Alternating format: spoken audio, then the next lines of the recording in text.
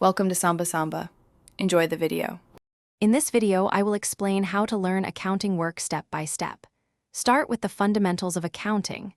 This includes understanding core concepts like the accounting equation and different types of accounts. Mastering debits and credits is crucial, as they are the building blocks of all accounting entries. Finally, learn to interpret the three main financial statements: the income statement, balance sheet, and cash flow statement. Once you have the basics down, it's time to get practical. Practice recording transactions through journal entries and posting them to ledgers.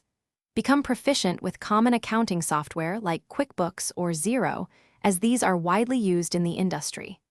Additionally, develop strong skills in spreadsheet applications, which are essential for data analysis and reporting, helping you manage financial information effectively. To advance your career, consider formal education. A degree in accounting provides a comprehensive understanding of the field. Professional certifications, such as the CPA or CMA, can significantly boost your credentials and open up new opportunities. Additionally, actively seek out internships to gain valuable real-world experience and apply your knowledge in a practical setting, preparing you for future roles. The accounting field is always evolving, so continuous learning is key.